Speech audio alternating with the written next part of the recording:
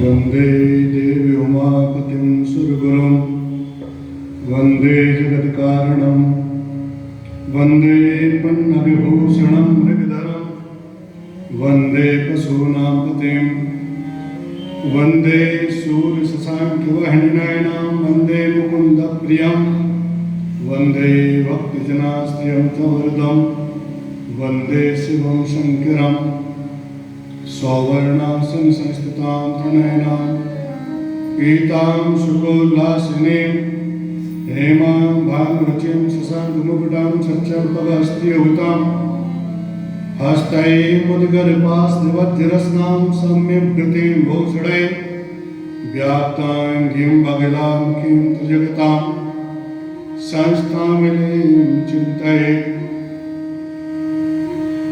अतुलितबलिधामम् अयं शैलावदेहं धनुजवनकृशाणं ज्ञाननामाग्रगण्यं सकलगुणनिधानं वानराणामधीशं रघुपतिप्रियभक्तं वाक्जातं नमामि मनोजवं मारुततुल्यवेगं जितेन्द्रियं बुद्धिमतां वरिष्ठं वातात्मजं वानरयूथमुख्यं श्रीरामदूतं शरणं प्रपद्ये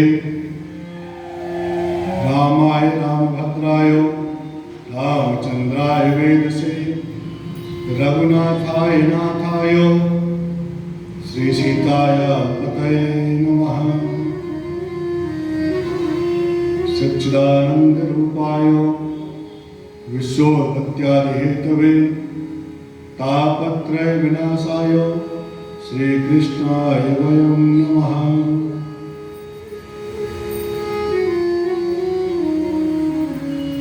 अकारण प्रणाम करुणानिधान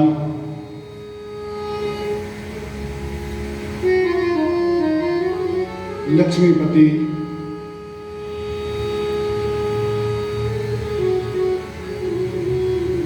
भगवान श्री विष्णु जी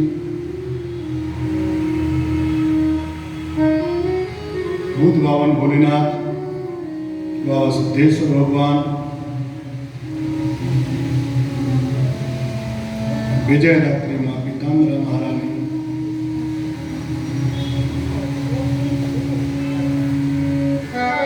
राम कथा की परम स्नेही भगवान इच्छापूर्ण हनुमान जी महाराज एवं समस्त देवी देवता, स्थान देवता, कुल देवता, ग्राम देवता, वास्तु देवता, नवग्रह मंडल देवता, क्षेत्रपाल आदि देवता सभी के लिए बारंबार प्रणाम पूजन। उपस्थित सभी सुधीजन, विद्युतजन, माताएं एवं समस्त श्रोतागण, आचार्यगण,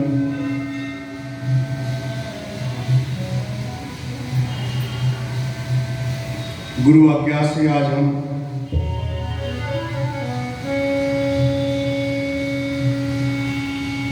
भगवान विष्णु की कथाओं का रसस्वादन कर रहे हैं। इस आनंदमयी कथा को नित्य श्रवित करने का हम बड़े सौभाग्य के साथ इसका रसस्वादन कर रहे हैं। कहना और सुनना दोनों ही सौभाग्य की ऐसी बातें हैं कि जो कह रहा है भगवान के नाम को वह भी सौभाग्यशाली है और जो सुन रहे हैं वह भी सभी सौभाग्य। बिना सौभाग्य के भगवान की कथा भगवत प्राप्ति संभव नहीं।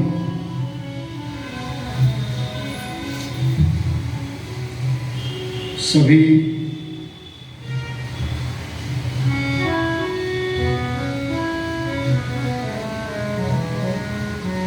आए हुए सभी श्रोताओं का व्यासपीठ से स्वागत।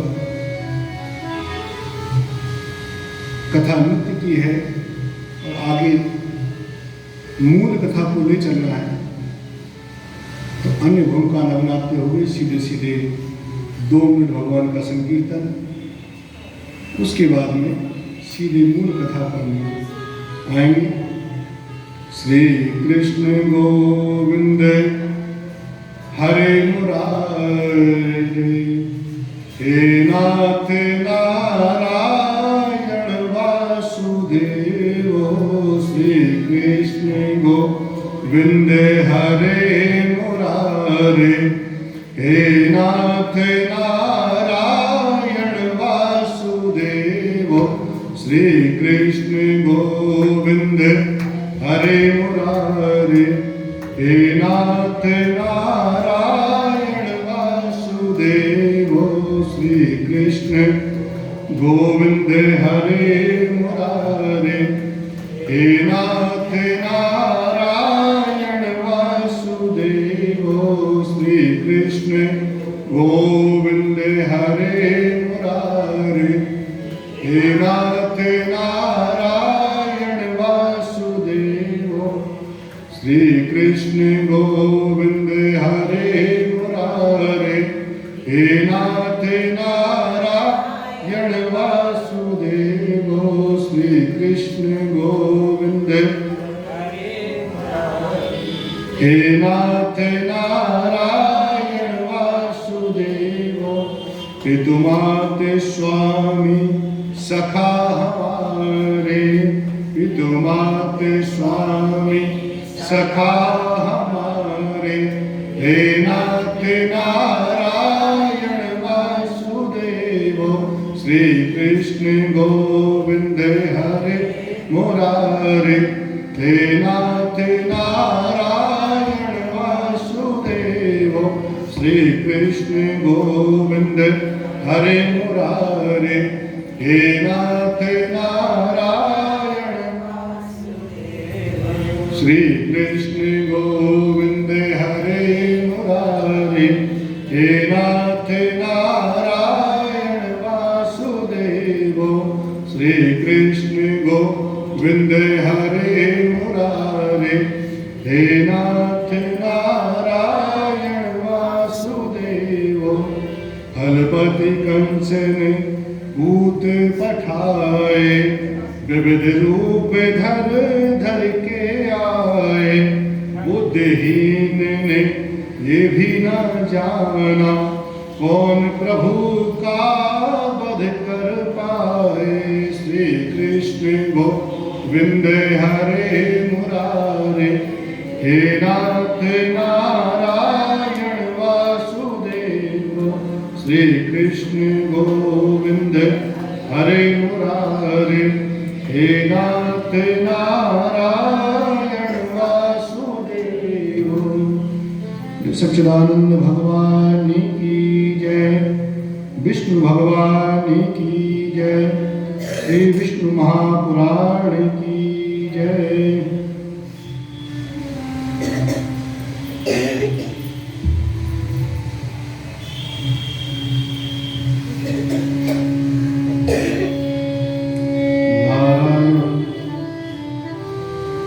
नमस्कृत्यं नरं चैव नरोत्तमं, देवीं सरस्वतीं व्यासो ततो जयमुदीरये।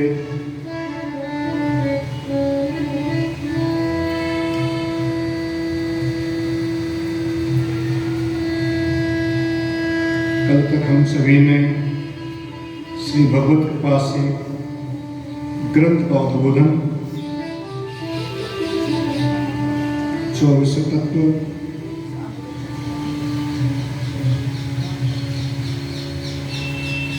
ब्रह्मा जी की आयु, काल आदि की गति, 12 भगवान का पृथ्वी को उद्धार, ब्रह्मा जी की इस जगत की सृष्टि, अविद्या विद्याओं का सर्ग,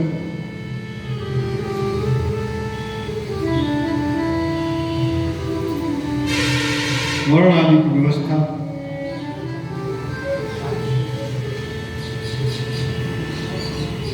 स्वयंभू और मनुष्य परिवार के द्वारा ये जो आगे सृष्टि चली, इसकी कथा को श्रवित किया।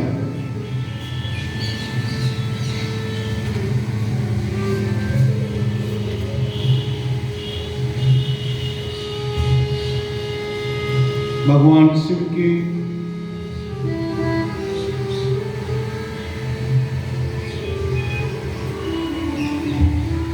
इस लीला की प्राकृत उत्सव की जो कथा थी, वह भी सुनी कल आपने।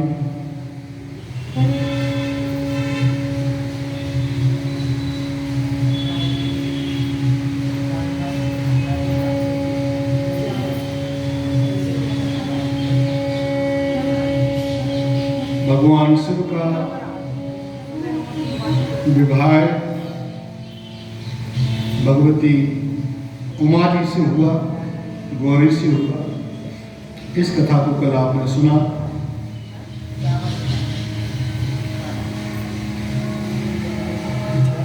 अब आगे कथा भगवान की मैत्री जी प्रश्न करते हैं यहाँ पर, क्षीराब्धे श्री सौपन्ना श्रूयते मृतमंथने भृगौ ख्यातं समुत्पन्ने दाह कथं भवान्।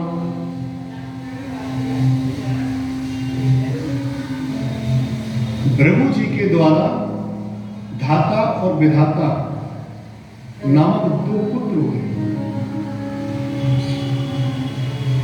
आज की कथा जो है बड़ी ध्यान से सुनी जाएगी। यहाँ कथा की भूमिका बनेगी और आगे ये कथा मूल रूप लेगी। अभी हम लोग केवल कथा में तत्वों पर चल रहे हैं और ये कथा अब आगे क्या होगा, ये मूल रूप यहाँ से लेना प्रारंभ करेगा। सभी लोग बड़े ध्यान से सुनें।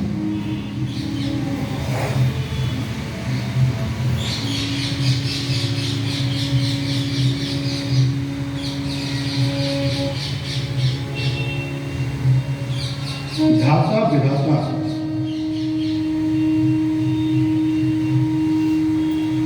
तथा लक्ष्मी जी को जन्म दिया। अब यहां पाराशर जी की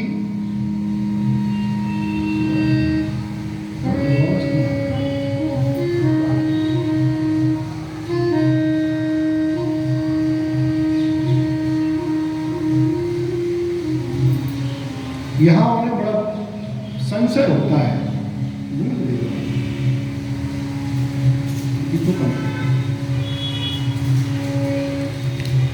कहते हैं भगवान जगत जननी मां लक्ष्मी जी का प्रादुर्भाव तो सागर के द्वारा हुआ है, पर यहां आप कथा में कह रहे हैं कि उनका जन्म भगवान श्री भृगु जी के यहाँ उनका जन्म हुआ है। पाराशर जी कहते हैं नृत्य से जगन माता विष्णु सरस विष्णु श्री रणपायिनी यथा सर्गतो विष्णु तथैवयं द्वयोत्तमा। भगवान विष्णु सर्वव्यापी हैं। उनकी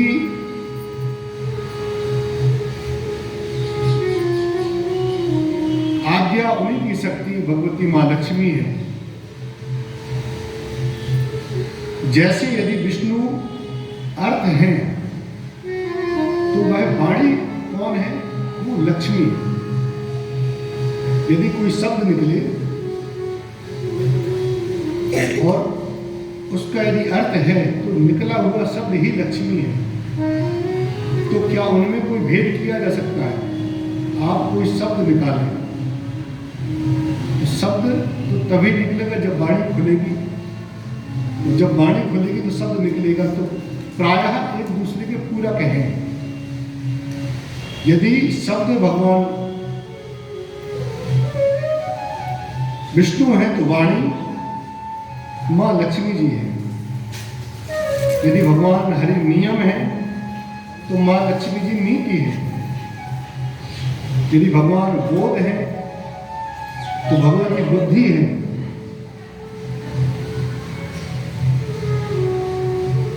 यदि भगवान संतोष है तो भगवती लक्ष्मी तुष्टि है, नित्य है। यहां तक लिखते हैं कि यदि भगवान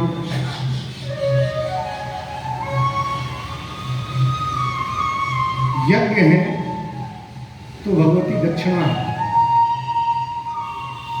इसीलिए यज्ञ और दक्षिणा एक दूसरे का समन्वय कहा गया है।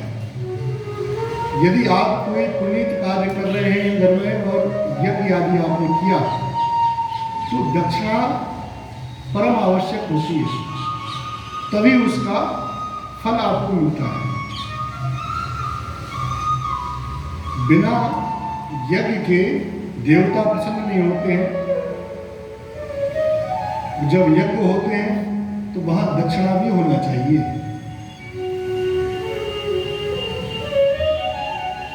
तो भगवान गोविंद भगवती लक्ष्मी प्रायः एक दूसरे के पूरक कहे गए हैं।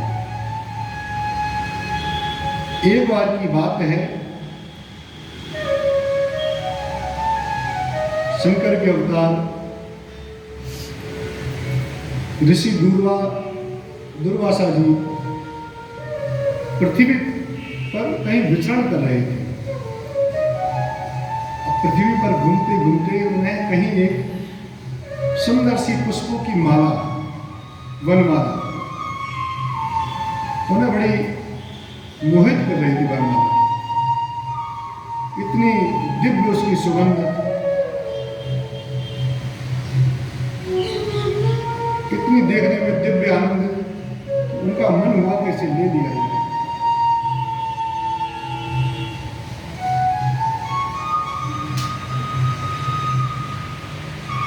तो एक विद्याधर नाम की एक सुंदरी थी, वह उसे लिए हुई थी। दुर्वासा जी ने कौतूहल पूर्वक उसको मांग लिया। जब उसे मांगा तो बड़े आनंदित हुए, बड़ा अच्छा लगा दुर्वासा जी को।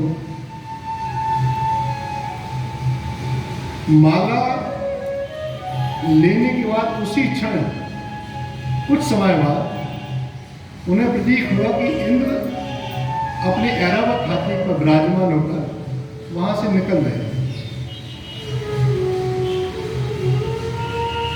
क्योंकि ऋषियों का ये स्वतः स्वभाव होता है, अंतःकरण से ऐसा स्वभाव होता है कि कोई सामने हो तो उसका आदर किया जाए।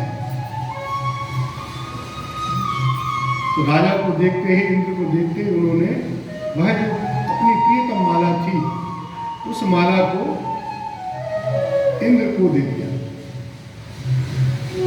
और इंद्र ने उस माला को लेके अपने हाथी ऐरावत पर रख दिया।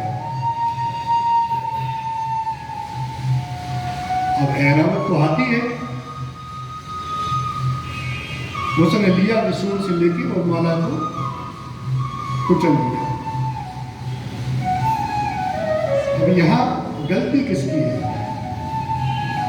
गलती तो इंद्र की है ना। आप जरा सोचो कि आपका कोई सम्मान करे, आप कहीं जाएं वो आपका कोई सम्मान करे, सम्मान में वो आपको एक पुष्पों की सुंदर सी माला पहनाए, या जो भी उसके पास भाव है उस भाव से आपको माला पहनाए। आप उस माला को अपनी गाड़ी के आगे टांग दो। वह माला टायर के नीचे से जब निकलती है तो जिसने आपका सम्मान किया उसे कितनी ठेस पहुंचती है।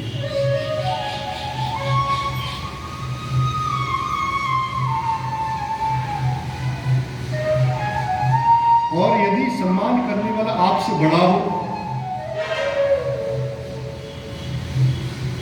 आप कहीं जाएं कि हम कहीं जाएं, हमारा सम्मान, आपका सम्मान यदि कोई हमसे बड़े कर दे, दुर्वासा ऋषि स्वयं शिव का अवतार है, इंद्र आदि तो है कहाँ उनके सामने। उन्होंने प्रेम पूर्वक, चलो ठीक है राजा आए हैं तो उनका सम्मान है। वह माला गले में डाल के यदि चले जाते तो वहां बात ही रुक जाती, चूंकि सृष्टि आगे कथा कैसे बढ़ती, बड़ी गूढ़ कथा आनी है आगे। तो जैसे ही वो माला को ऐरावत के पास रखा उन्होंने तो ऐरावत ने उसको पैर से कुचलते हुए आगे चला गया।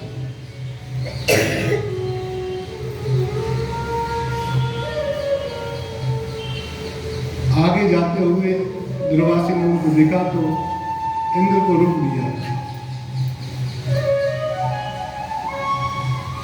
तो बड़े रोष में आकर फटकारते हुए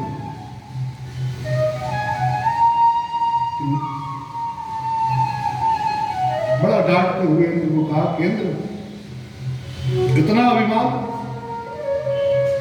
कि मेरे द्वारा पहनाई गई माला तूने अपने हाथी से कुचलवा दी, कितना अभिमान है। अभिमान सदैव पतन का कारण होता है। कभी भी कोई भी किसी भी चीज का यदि आप अभिमान आ जाए, इंद्र को यह अभिमान आया कि मैं राजा हूं, वहां उन्हें दुर्वासा जी के रूप में ऋषि प्रतीत नहीं हुए।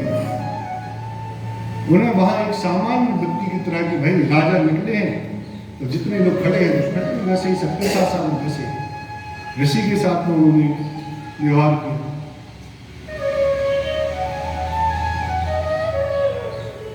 दुर्वासा जी ने उन्हें तत्काल वहां श्राप दिया कि जाओ तुम तेजहीन शक्तिहीन हो जाओ।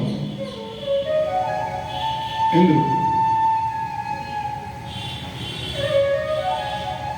अब तो जैसे इंद्र को श्राप दिया तो इंद्र चरणों में, तो जैसे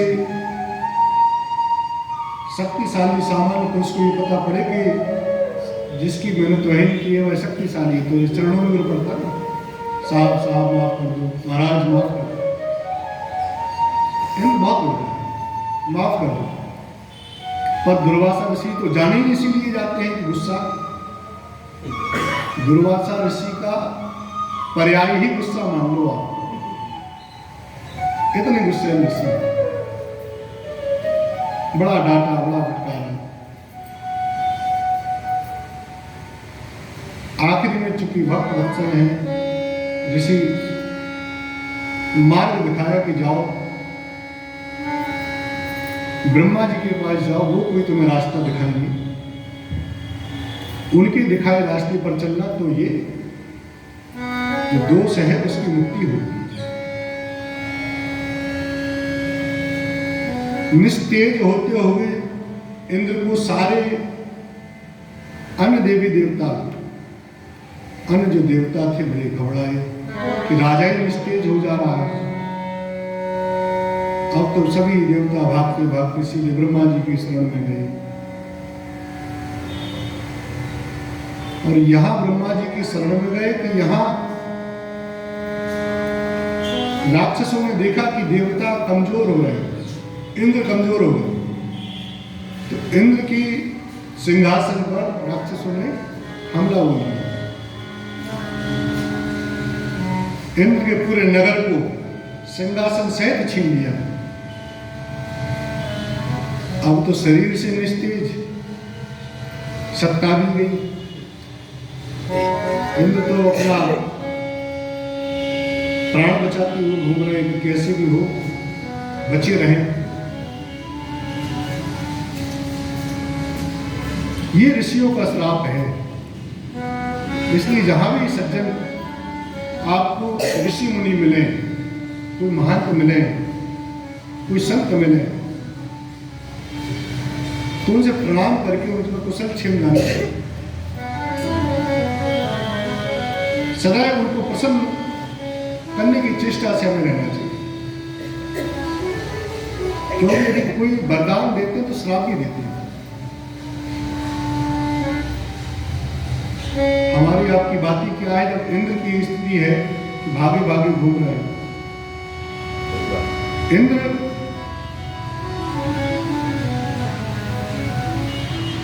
ब्रह्मा जी के पास गए, ब्रह्मा जी की स्तुति की, ब्रह्मा जी ने प्रसन्न होकर कहा बताओ क्या चाहते हो, मैंने बताया ऐसी ऐसी बात है। ब्रह्मा जी अंतर्यामी है, तुरंत समझ गए कि इसका उपाय तो श्री हरि है, भगवान विष्णु के अलावा इसका कोई उपाय नहीं है। सारे देवताओं के साथ में ब्रह्मा जी भी आज भगवान विष्णु के दरबार में है।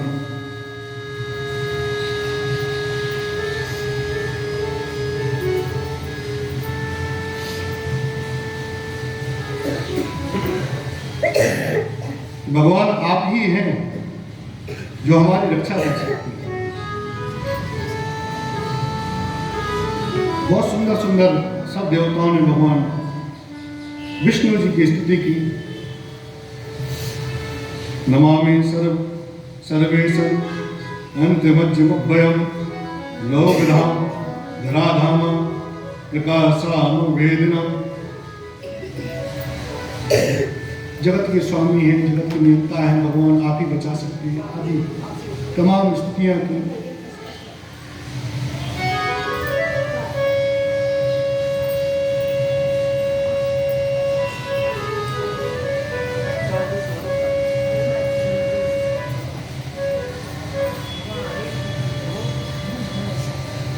अब जब स्तुति की तो भगवान विष्णु प्रसन्न हुए। उन्होंने देवताओं से कहा कि जाओ, निश्चिंत रहो, तुम्हारे शरीर क्षीण हो रहा है, तुम्हारी शक्ति क्षीण हो रही है, वह बिना अमृत के नहीं पूर्ण होने वाली, तो उसे अमृत की आवश्यकता पड़ेगी। तो कहा कैसे होगी? तो कहा समुद्र को मथा लाएगा।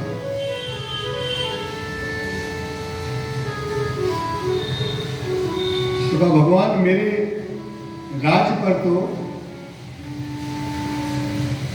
राक्षसों ने कब्जा कर लिया है,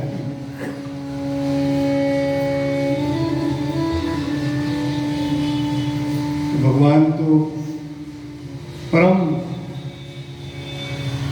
वैभवशाली, परम बुद्धिमान, राक्षसों को भी बुलाया कि क्यों छोटी छोटी चीजों में पड़े हो, आओ साथ में समुद्र का मंथन करते हैं, उसमें से जो अमृत निकलेगा उसका सभी रसपान कर लेंगे, आप भी फ्री, ये भी फ्री, हम भी फ्री। राक्षस अरे बड़ी उत्तम बात कही, जब हम अमर हो जाएंगे, जब हम बिना अमर हैं, अभी हम जीत जा रहे हैं देवताओं से, और जब हम अमर हो जाएंगे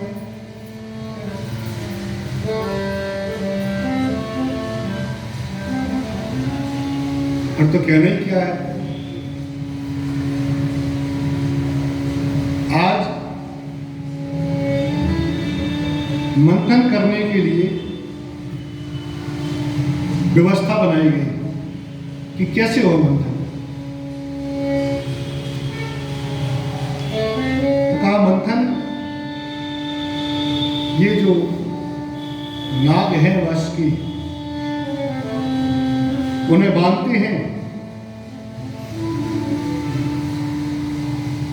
और मदरांचल पर्वत यह मथनी हो जाए, सर्प रस्सी के रूप में प्रयुक्त हो जाएगा, और एक तरफ से आप खींचना, एक तरफ से देवता खींचेगा। जब दोनों तरफ से खींचा जाएगा तो उससे जो रत्न निकलेंगे उसमें अमृत निकलेगा। ये भगवान विष्णु ने सबसे पहले सबको निश्चिंत कर दिया कि अमृत निकलना है। अब तो सब बड़े प्रसन्न, सबके मन में। अच्छा, जो दानवीय शक्तियां होती हैं उनका यह प्रायः अंतःकरण होता है, ये उनका नियम होता है। क्या? बेईमानी करने का। उन्होंने सोचा कि जैसे ही अमृत निकला हम तो लेके भाग जाएंगे, फिर इनकी क्या है। लेकिन अकारण करुणामय भगवान विष्णु के सामने किसी की चढ़ती थोड़े गए। समुद्र को मथा गया, समुद्र को मथा गया तो सबसे पहले राक्षसों को लगा कि अमृत ही निकल आया। तो कालकोटि विष, सबसे पहले उसमें क्या निकला? जहर निकला। अब वही बात कि कोई भी अच्छा करो तो सबसे पहले क्या निकलता है? कहीं ना कहीं कठिनाइयां, बुराइयां पहले आती। और यदि आप उससे आगे बढ़ गए तो दूसरे नंबर पर कामधेनु। फिर आप जिस कार्य को कर रहे हैं उस कार्य में कहीं ना कहीं सफलता की एक ऐसी कुंजी आपके हाथ लगती है कि जिससे निश्चित तौर पर सफलता मिलनी है। पर जहर निकला तो किसको लिया जाए, कौन ले इसको? इसका भी बांटो, उसको भी बांटो। तो सबके पास लेके गए, भाई आप ले लो, ये जहर निकला है, इसमें से कौन पिएगा? जब देखा कि उसका ताप इतना अधिक है कि पूरी पृथ्वी जलने लगी उस जहर से।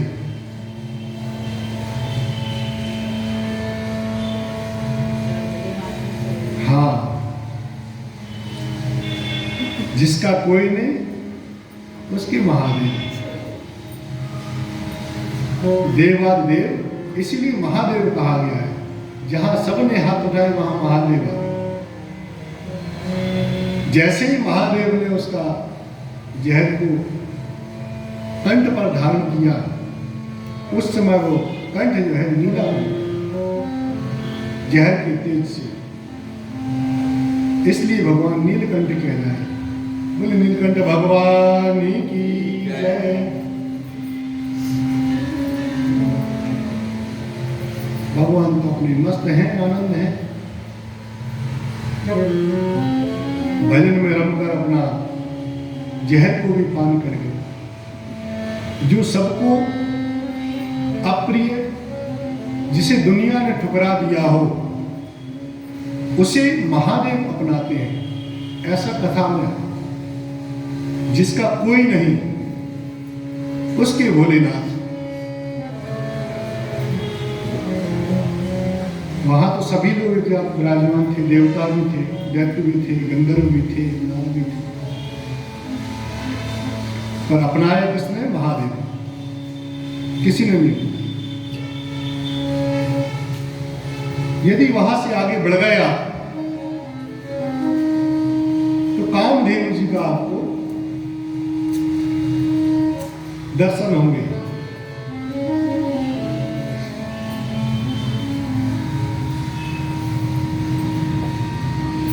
फिर भी यदि आप कर्म करते रहे तो उच्चैःश्रवा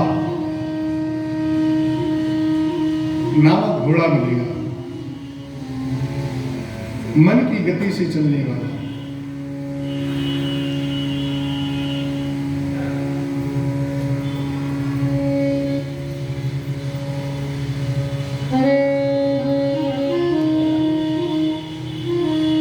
आप फिर वह करने लगेंगे जो आपका मन कहेगा।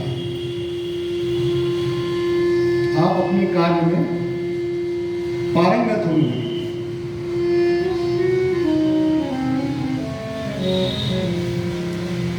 और उसके बाद में आता है ऐरावत हाथी। जब आप अपने कार्य में पारंगत होने लगेंगे, कथा को चूंकि सामान्य तौर पर समझा जाए इसलिए ये उदाहरण भी साथ चल रहा है। जब ऐरावत हाथी होता है, इसका अर्थ है कि आप राजत्व की ओर जाने लगते हैं। ऐरावत हाथी किसको दिया गया? इंद्र जी को। भगवान इंद्र को ऐरावत हाथी दिया गया। इंद्र किसका प्रतीक है? राजा। आपने कार्य प्रारंभ किया, आपको कठिनाई आई, जहर निकला, कामधेनु आई, कुछ कार्य प्रगति पर गया, उच्च सभा हुआ, आप अपने कार्य में दक्ष हुए, ऐरावत आया, आप राज श्रेणी में जाने लगे। ऐरावत हाथी किसको दिया गया? भगवान इंद्र को।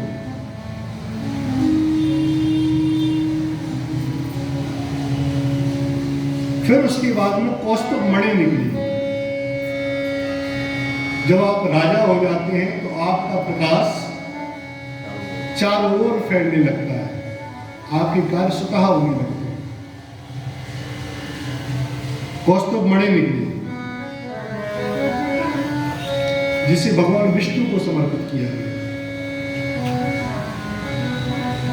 फिर कल्प वृक्ष निकला। 14 ये सारे रत्न समुद्र में से मंथन हो रहा है, उसमें से निकल गया।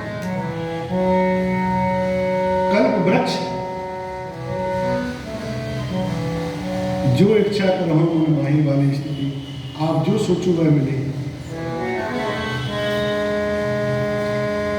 जब आप इतने बड़े हो जाते हैं कि जो चाहो, योगेश जी, जो चाहो वह मिलने लगे, फिर आप क्या करते हैं? आपके अंदर व्यसन भी है।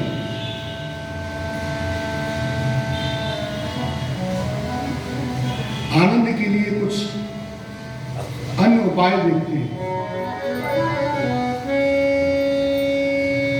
तो यहां रंभा आदि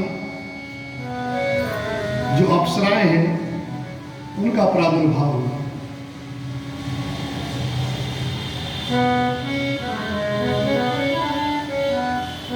और यदि आप इनको भी जीत लेते हैं, इनसे भी विजय पा लेते हैं, तो भगवती लक्ष्मी जी का प्रादुर्भाव होता है। बोले लक्ष्मी महारानी की जय। भगवती मां लक्ष्मी का तब प्रादुर्भाव होता है। अभी आपके पास केवल वैभव था, लक्ष्मी अभी आई।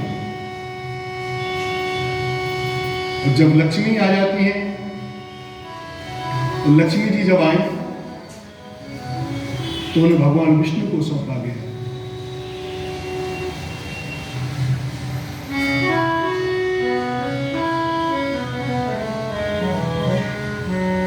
जब लक्ष्मी आती है तो कल कथा में बताया था ना, लक्ष्मी से क्या आता है? मद। यहां वारुणी आई। सामान्य भाषा में मदरा।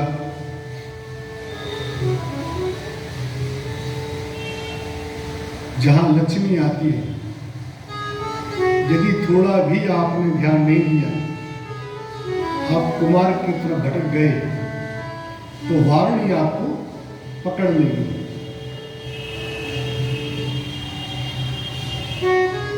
यदि उससे भी बचे रहे तो आपका तेज चंद्रमा की तरह बढ़ जाएगा। कौन निकले? फिर चंद्रमा निकले। फिर चंद्रदेव भगवान की जय।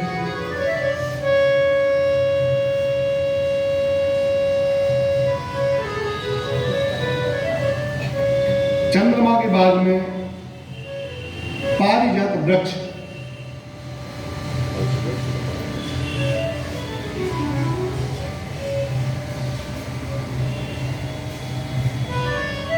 यह वृक्ष ऐसा अनुपम वृक्ष है, अनूठा वृक्ष है।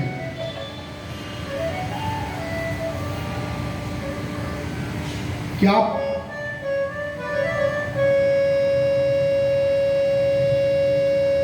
विजय का मांगो तो विजय, स्वास्थ्य का मांगो तो स्वास्थ्य। देवताओं के लिए भी जो है इसके दर्शन करने के लिए लालायित कर दे ऐसा सुंदर वृक्ष पारिजात वृक्ष।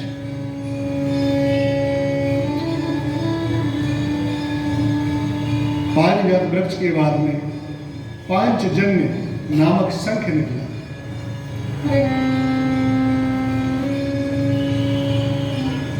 यह शंख आपकी विजय को इस धरती पर दर्शाता है। पारिजात शंख पांचजन्य शंख, और यदि आप उससे भी बच के हरि चरणों में बने रहे तो आखिरी में धन्वंतरी जी स्वयं अपने हाथों में अमृत का कलश लेकर आपके सामने प्रकट होते हैं। बोलिए धन्वंतरी भगवान की जय।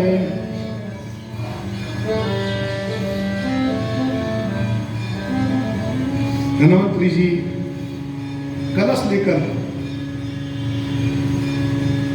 स्वयं प्रकट हुए। अब जैसे ही कलश लेकर निकले बाहर, छीना छपी मच गई। ये तो हमें चाहिए, ये इसी के लिए रुके थे। पूछा भाई क्या लाए हो, तो कहा कि इसमें अमृत है। अच्छा चाहिए अमृत, यही तो हमें चाहिए। करना धरना अलग बात है, आए हैं तो उनका सम्मान हो पहले, फिर जो नियम बनाए गए थे उस नियम पर चले, और फिर बांटने के लिए भगवान विष्णु से कहते शायद लीला कुछ और होती है, पर भगवान के सामने छीन कर लेना ये तो बिल्कुल स्वीकार्य नहीं है। आप मांगो उनसे, भगवान से सदैव मांगना चाहिए। जो कुछ है उसे समर्पित करके उससे मांगना चाहिए, भगवान ये दो, ऐसा हो जाए। पता पड़ा भगवान के पास ही जो रखा वही छीन के भाग जाओ। और कहते हैं आपको क्या करना है भगवान को।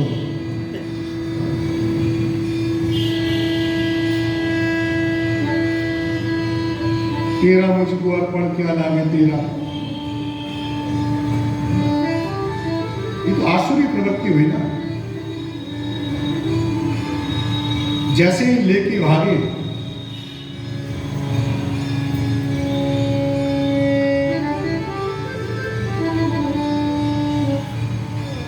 कथा चूंकि सूक्ष्म में है, आगे अन्य विस्तार हुआ इसी कथा को। भगवान ने वहां एक रूप रखा, मोहिनी रूप।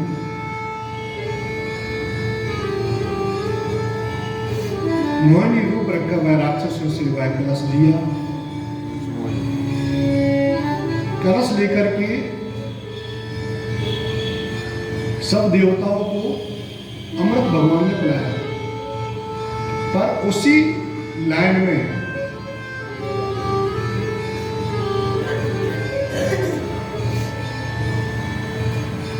एक राक्षस भी विराजमान है।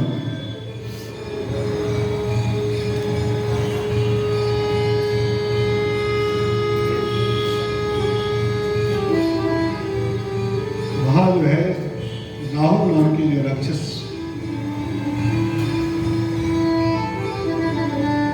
अमृत पीने के लिए बगल में बैठ गए, तो एक तरफ सूर्य नारायण भगवान, एक तरफ चंद्रमा जी विराजमान थे। उन्होंने भगवान को बताया, पर इतने में वो अमृत पी चुके थे। तो जैसे ही भगवान को पता पड़ा कि ये पी लिया है इसने, भगवान ने तुरंत सुदर्शन उठाकर उसका गला काट दिया। पर चूंकि अमृत पी लिया था, उसका असर तो रहना ही था। तो उस राक्षस के दो भाग हो गए, जिसे एक राहु, जिसे केतु कहते हैं। तो यहां भगवान ने सब देवताओं को, इंद्र आदि सभी देवताओं को ये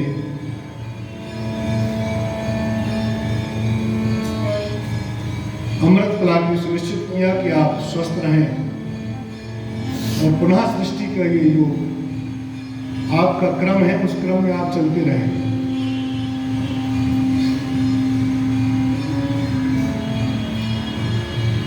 अब आगे भृगु अग्नि आदि की कथा है।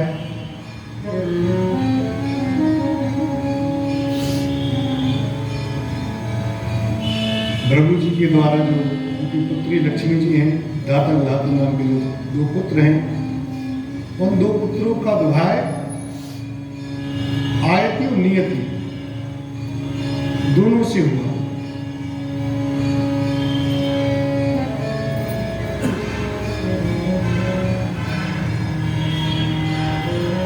उनके एक पुत्र प्राण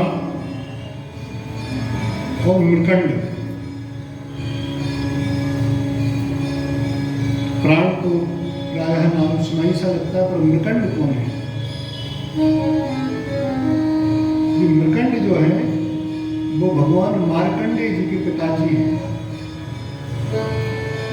मार्कंडेय जी की रसा कथा जो है बड़ी पुनीत पावन, आप लोगों ने शिव पुराण में संभवतः उसको सुना था। यहाँ इस कथा को विस्तार से नहीं कहा गया है। भगवान मार्कंडेय जी की उत्पत्ति हुई उनसे। बोले मार्कंडेय भगवान की जय।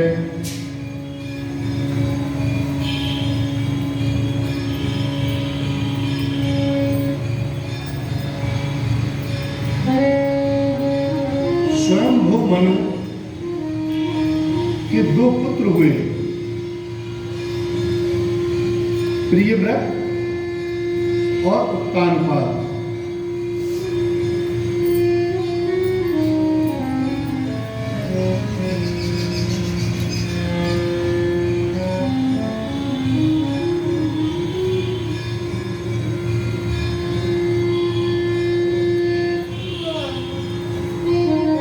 उत्तानपाद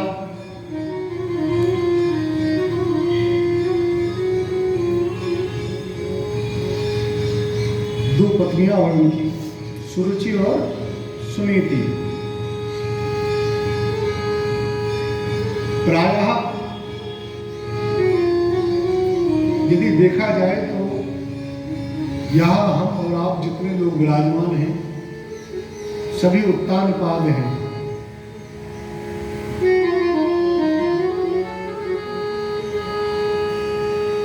उत्तानपादिति सा उत्तानपादः। माँ के गर्भ में 9 महीने जो उल्टी लटकी रहे वह उत्तानपाद।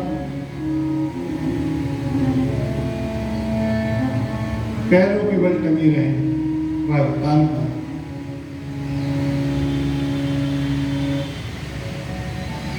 अब जो उत्तानपाद हैं उनकी 2 पत्नियां हैं, सुरुचि और सुनीति।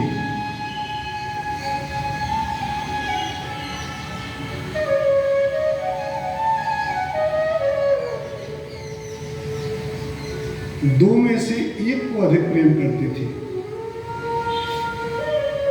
किसे करते थे? सुरुचि। दोनों में से यदि सु हटा लो तो रुचि और नीति। आप अपने ऊपर ही पूरी कथा को घटाते जाएंगे। कथा भी आपको समझ में आएगी, उसका अर्थ भी समझ में आएगा। उत्तानपाद को क्या प्रिय है? जो उल्टा आदमी होता है उसे प्रिय क्या होता है? अपना मन, सुरुचि।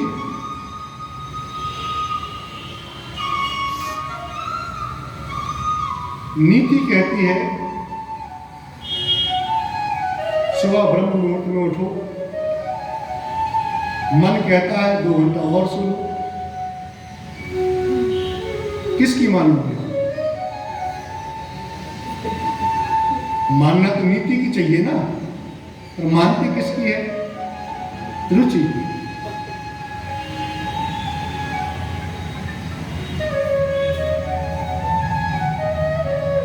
नीति कहती है उतना कमाओ जितने में आनंद हो, पर रुचि कहती है इतने में क्या होगा और आनंद।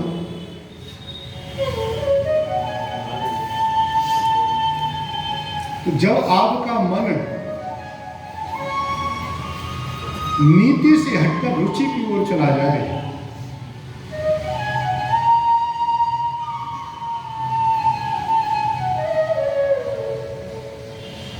तो पता नहीं है ना, यदि रुचि अगर प्रमुख होती, रुचि में यदि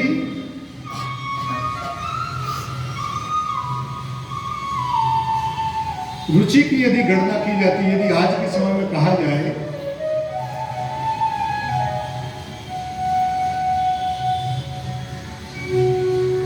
कि जो 4 लोग कह रहे हैं वह मान लिया जाए,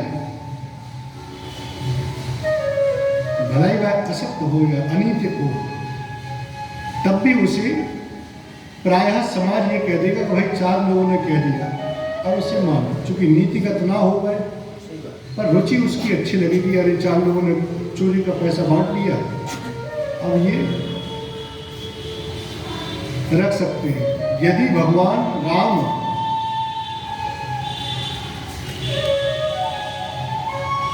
सुरुचि वाले होते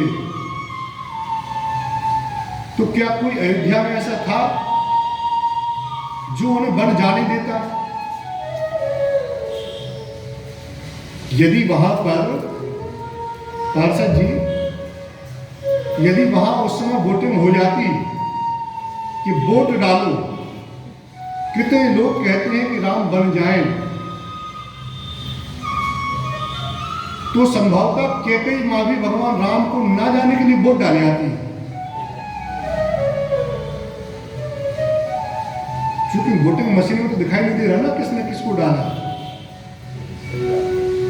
सबने रोका कि भगवान मत जाओ, मत जाओ, पर भगवान माने क्या? भाई इससे अच्छा क्या हो सकता है कि हमें महल में रहना है, महल में खाना है, पर नीति क्या कहती है? नीति ये कहती है कि जो पितराज्ञा हुई वह सर्वश्रेष्ठ हो, सर्वोपरि हो, जो मात्राज्ञा हुई वह सर्वोपरि हो। इसलिए भगवान ने वहां अपनी रुचि का ध्यान नहीं रखा, नीति के साथ चले। नीति सर्वोपरि होती है, हमें क्या अच्छा लग रहा है क्या अच्छा नहीं लग रहा है ये बिल्कुल मायने नहीं रखता, पर नीति क्या कहती है, संविधान क्या कहता है, वेद क्या कहते हैं, यह प्रमुख होता है। हमें बड़ा अच्छा लगता है आम खाना, हमें बड़ा अच्छा लगता है गन्ना का रस पीना, पर डायबिटीज हो जाए फिर आप अपनी रुचि के अनुसार खाओ, तब मान जाए। जब प्राणों पे आती है फिर तो आदमी डॉक्टर की मानता है। वह जो डॉक्टर जो संविधान रूपक कागज पर नियम लिख देता है, दवाइयाँ लिख देता है कि ये सुबह ये शाम ये इतनी कड़वी है कि इसको सूंघने भर से आपको सिर दर्द होने लगे, इतनी कड़वी, इसको आपको मुंह में रखना है, मुंह खाता है। क्यों? क्योंकि वहां प्राण बचा है।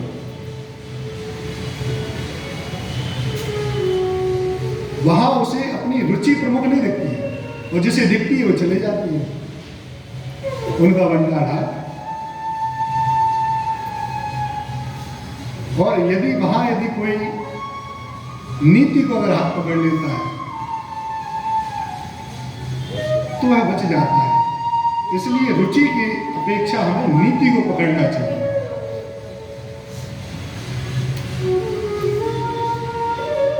उत्तानपाद की 2 पत्नियां सुरुचि और सुनीति।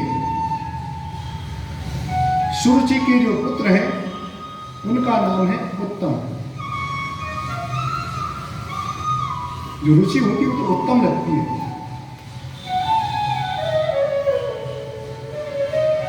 सुनीति जी के जो पुत्र हैं वह है महाराज ध्रुव। नीति ध्रुव था।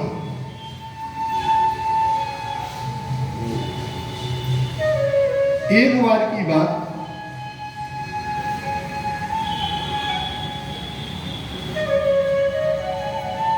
छोटे से बालक ध्रुव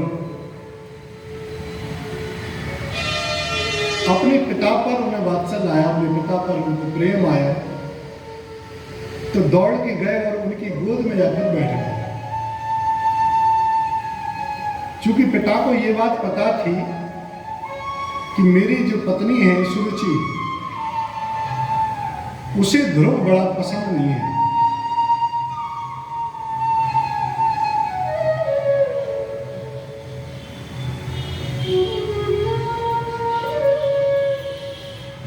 हटाने की सोची रहती कि इतने में सुरुचि ने हाथ पकड़ के ध्रुव को नीचे बिठा दिया।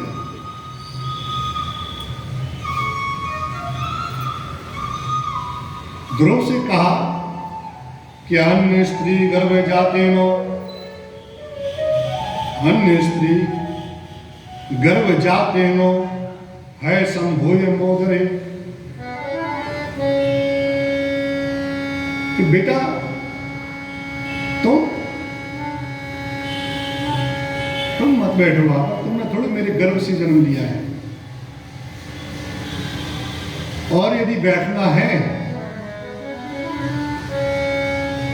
तो जाओ भगवान विष्णु से कहो कि मुझे इन माँ के गर्भ में जन्म दे, तब जाके आपको वो सिंहासन मिलेगा, तब जाके आपको वो पिता की गोद मिलेगी।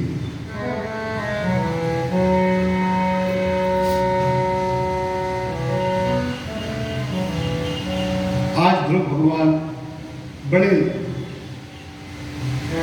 रुदित मन से रोते रोते अपनी माँ के पास, जो दूसरी माँ है सुनीति जी, उनके पास पहुंचे। पूरी कथा सुनाई कि माँ आज मेरे साथ ऐसा ऐसा हुआ, मैं पिताजी के गोद में बैठ रहा था कि माँ ने, दूसरी माँ ने हाथ तान दिया और मुझे नीचे बैठा दिया। तो सुनीति जी क्या कहती है?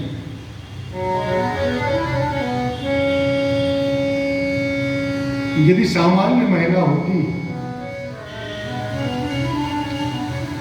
और सौतन उसके पुत्र के साथ ऐसा कर देती, तो उत्तानपाद जितने उल्टे हैं उतने दे दे के सीधा कर देती। पर चूंकि सुनीति है,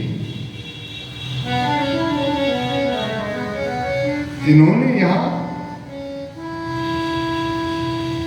जो मार्ग अपने पुत्र को बताया, ये बड़ा मार्मिक है। सुरचः सत्यमादेहम्, सुरचः सत्यमाहेदम्, मंदभाग्योऽसि पुत्रकः। कह रहे बेटा, आपने जन्म लिया और जन्म भी इस अभागन मां के गर्भ से लिया।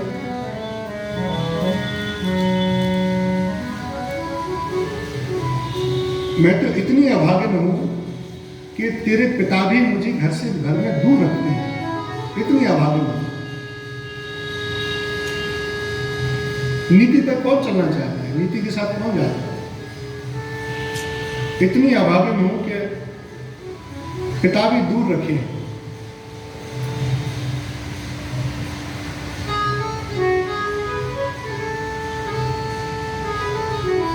तू इन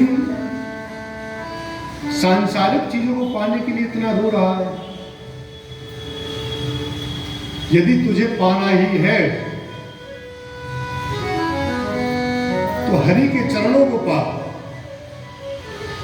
अगर तुम्हें पाना ही है तो एक छोटे से बात को लेकर रो रहे हो कि पिता की गोद में बैठने के लिए, चूंकि इतने ज्ञानी नहीं है, छोटे से हैं ध्रुव भगवान से, 5 साल की अवस्था है केवल, 5 साल की। पर इतनी मां की समझाई गई बात उनके हृदय में इतनी गहराई से उतरी, इसलिए जो है इस धरती पर पहला गुरु माँ को कहा गया है, क्योंकि माँ ही अकेली एक ऐसी है जो अपने पुत्र को सदमार्ग और कुमार्ग दोनों पर अगर कोई पहुंचा सकती है तो केवल मां।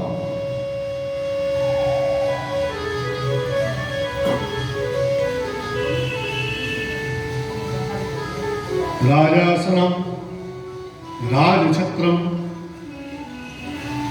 वारासुवर्ण्यम वराणम यस्य पुण्यानि तस्य ते मद्गच्छाया पुत्रकः।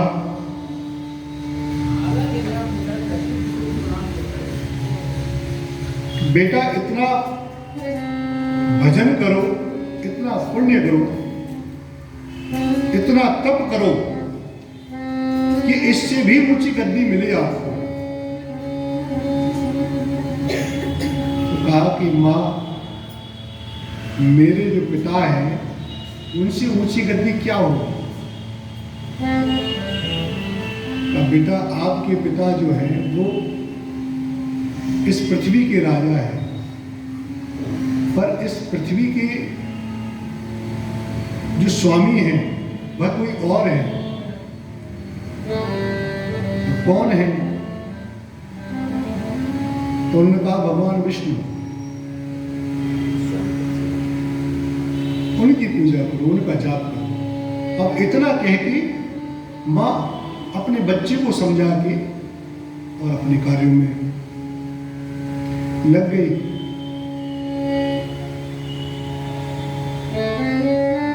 अब ये बात सुन के छोटे से ध्रुव जी महाराज घर से बाहर निकल गए। बाहर निकले तो वहां कुछ ऋषिगण उनको मिले।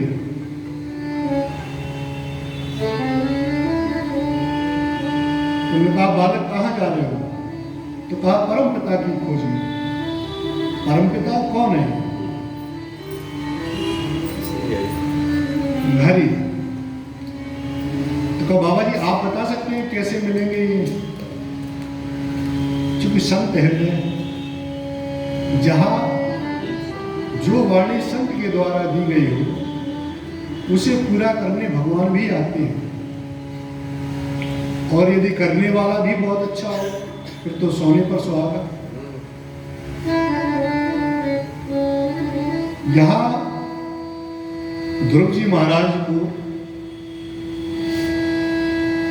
द्वादश अक्षर का जो मंत्र है, महामंत्र, वह दिया गया। ओम नमो भगवते वासुदेव।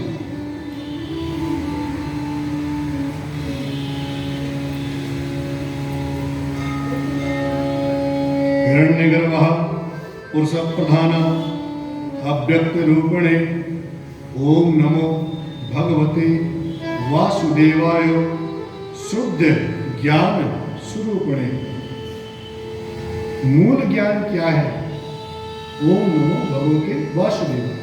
ये 12 अक्षर जो है यह मूल ज्ञान है।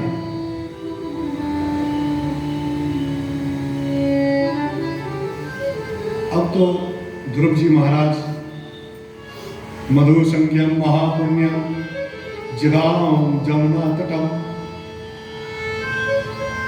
मधु संज्ञम महापुण्यम जगाम यमुना तटम। कहां पहुंचे? मधुबन। यमुना जी का सुंदर तट मधुबन।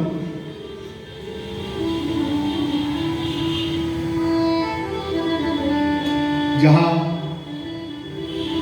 वर्तमान में बांकी बिहारी सरकार निवास करते हैं, यह वही पुण्य भूमि है जहां ध्रुव जी भगवान ओम नमो भगवते वासुदेवाय कहते कहते कहते कहते कई वर्ष कई समय बीत गया, बहुत समय बीत गया।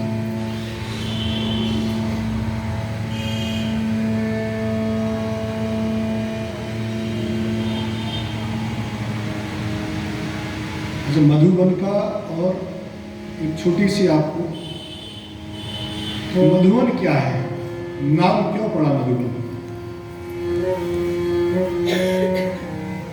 एक मधु नामक दैत्य हुआ है,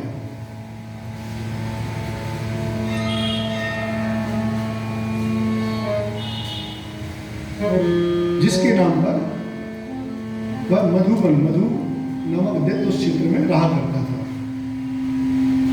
मधु के पुत्र हुए हैं लवण।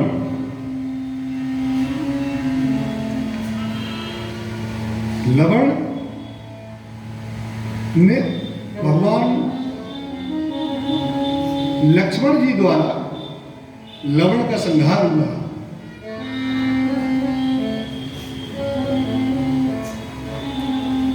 तो संहार में जो क्षेत्र जहां संहार किया उसे मधुरा क्षेत्र कहते थे। मधुरा मतलब मथुरा, वर्तमान का मथुरा है। तो मधुरा नाम की पुरी जो है भगवान लक्ष्मण जी द्वारा वहां उस दैत्य के नाश करने के बाद बसाई गई।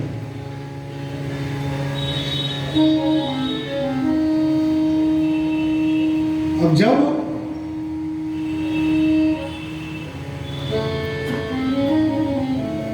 देखा कि पूरी पृथ्वी पर इतनी तेज ज्वाला हो रही है उस तप की, तो सबसे पहले घबराते कौन है? देवता। उन्हें लगता है कि कहीं ना कहीं अब संघासन छूटा। अभी बालक जाप कर रहा है, भजन कर रहा है, जाने क्या मांग ले, पता नहीं, कहीं ऐसा ना हो मेरा सिंहासन मांग ले, भाई कहीं कोई बहुत ज्यादा लोकप्रिय हो जाए और आम जनता भी उसे चाहने लगे, आम जनमानस भी उसे चाहने लगे, ईश्वर की कृपा भी होने लगी, वह सद्गुणी भी हो, भगवत भक्त भी हो, तो सबसे पहले उससे नेता जलने लगते हैं। कहीं ऐसा ना हो हमारी सीट छुड़ा ले। भाई सबसे पहले किसे भय होता है? हाँ माता जी बैठो, बस आप जल्दी आगे दी चुकी। सबसे पहले हाँ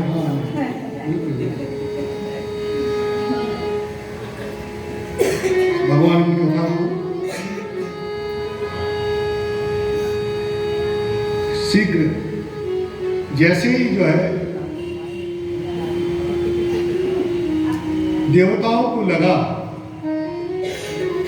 कि आज तो पता नहीं क्या मांगने,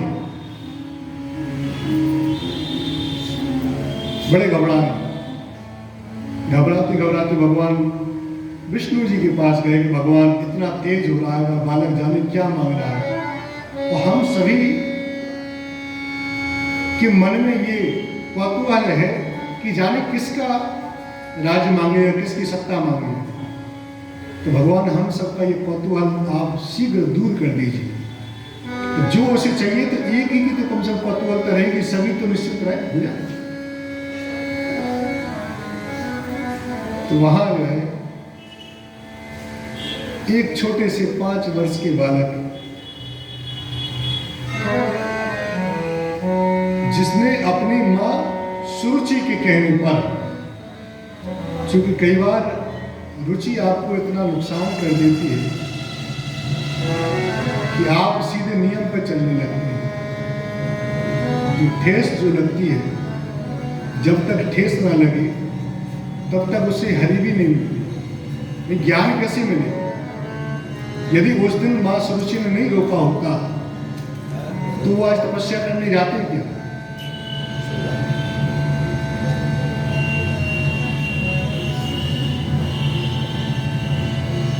कभी कोई छोटा मोटा अपराधी होता है, कोई गलती कर दी, और गलती करते ही उसको कोई सजा मिल जाए, कान पकड़ता दोनों, भगवान जीवन में नहीं करेंगे अब तो, है ना, थोड़ा सुधर जाता है। इसलिए जो है नीति की आवश्यकता है। आज जैसे भगवान ध्रुव जी की जो भक्ति है उसे देखकर जो देवता थे सब कौतूहल पूर्वक भगवान विष्णु से आग्रह कर रहे हैं, भगवान आप जाओ वहां जो भी चाहे उसे दे दो। भगवान वहां से अपना सुदर्शन चक्रधारी दिव्य स्वरूप के साथ में आए भगवान विष्णु जी, भगवान उस छोटे से बालक के सामने प्रकट होते हैं और उसे दिव्य तेज देते हैं, दिव्य ज्ञान देते हैं, जिससे वह उन भगवान विष्णु का निराकार स्वरूप देख सके। अब जो भगवान ध्रुव जी अपने मन में जिस रूप को बसाए थे, जिस रूप को वह अंदर अंतःकरण में देख रहे थे, भगवान विष्णु ने उन्हें आंख खोलने के लिए कहा तो आंख खोलते वही रूप, बिल्कुल वही स्वरूप भगवान विष्णु सामने बना के आज ध्रुव भगवान को बड़े प्रेम से गले लगा के अपने गोद में खिला रहे हैं। बोले ध्रुव भगवान की जय।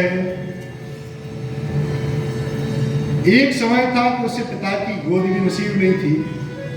आज जगत का पिता, जिसके लिए हजारों हजारों मुनि हजारों लाखों वर्ष तक तपस्या करते हैं, पर जरूरी नहीं है कि उन्हें मिल जाए।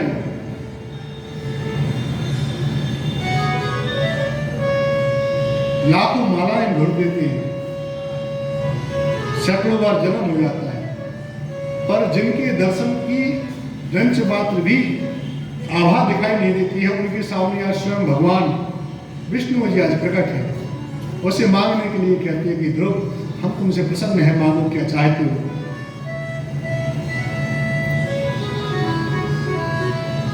क्योंकि ध्रुव भगवान तो यदि चाहते तो इंद्र की सत्ता मांग सकते थे, पर आज ध्रुव भगवान ने भगवान से मांगा कि भगवान जब तक रहे तो आपकी प्रीति रहे, ऐसे मुझे बार बार दुत्कारा न जाए कभी, हाथ छुड़ा के ना भागना जाए, ऐसा आशीर्वाद दो।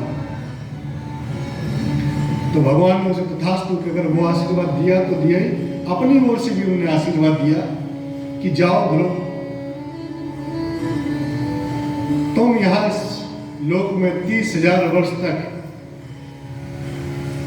अपने पिता से भी अधिक राज्य करो, और जब ये शरीर छोड़कर जाओ तो आप इस तारामंडल में सर्वोत्कृष्ट चमक के साथ विराजमान रहो। तो ध्रुव भगवान 30,000 वर्ष तक इस पृथ्वी पर राज्य किया। राज्य करने के बाद में मृत्यु के सर पर चरण रखकर अपनी मां को साथ में लेकर, धन्य है वह मां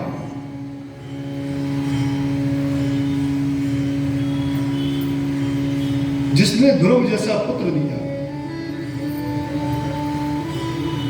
आज मां ने केवल इतना बताया था कि बेटा यदि चाहो उसको पाओ। इस शब्द को उसने गुरु मंत्र मानकर, मां का जो मंत्र गुरु मंत्र उसने माना, उसे निश्चित तौर पर विष्णु की प्राप्ति होती है। और धन्य है ध्रुव जी भगवान कि अपनी मां को साथ लेकर गए। तो आज भी जब आचार्यगण कोई निश्चित अनुष्ठान, कोई प्रमुख अनुष्ठान आदि करते हैं, तो कहते हैं कि जाओ पहले ध्रुव दर्शन करके आओ। तो जब ध्रुव दर्शन होता है तो साथ में सुनीति माता के नाम से एक जो ग्रह है, साथ में ध्रुव के साथ ही वह ग्रह, वह तारा सदैव चमकता रहता है। बोले ध्रुव भगवान की जय। चूंकि समय की पाबंदियां हैं, माताएं भी थोड़ा सा आज कथा हम लोग यहाँ विश्राम करेंगे। कल जो कथा है वह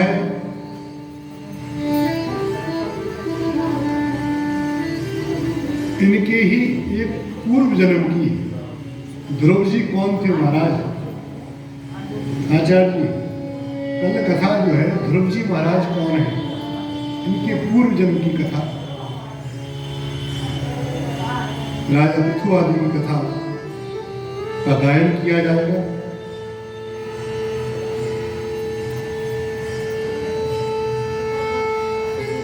भगवान का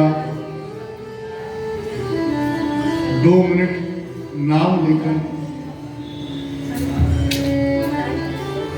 हम लोग आरती करेंगे। सभी लोग प्रसाद लेकर ही जाएं।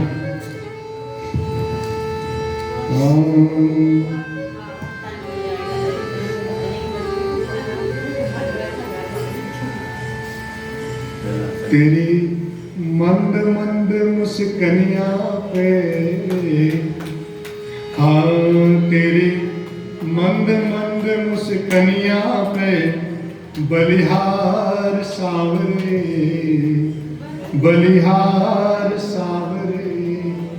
हाँ तेरी मंद मंद मुस्कनिया पे, मंद मंद मुस्कनिया पे बलिहार सावरे।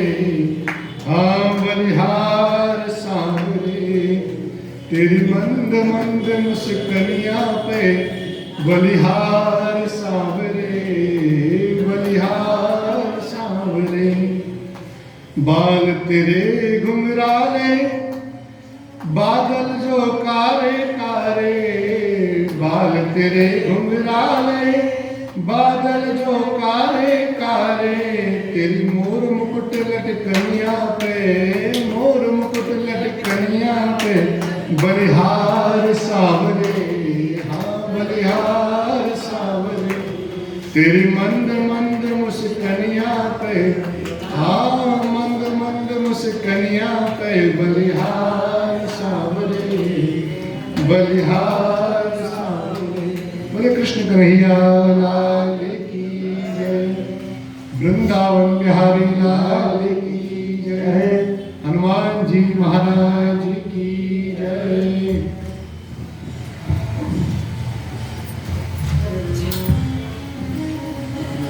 ओम ज्वालामालिन्ये नमः, रत्नेश्वरे नमः।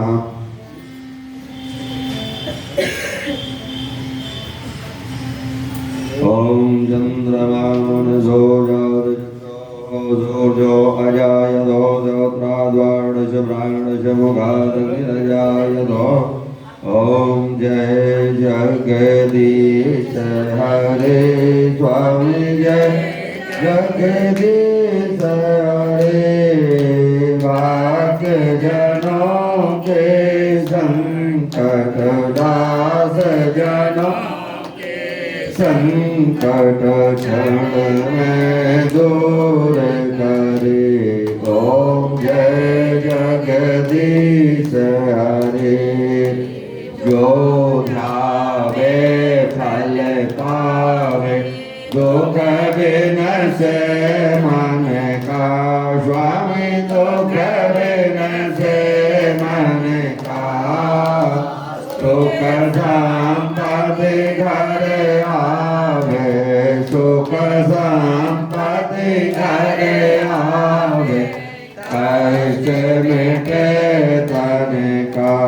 ओम जय जगदीश हरे। माता पिता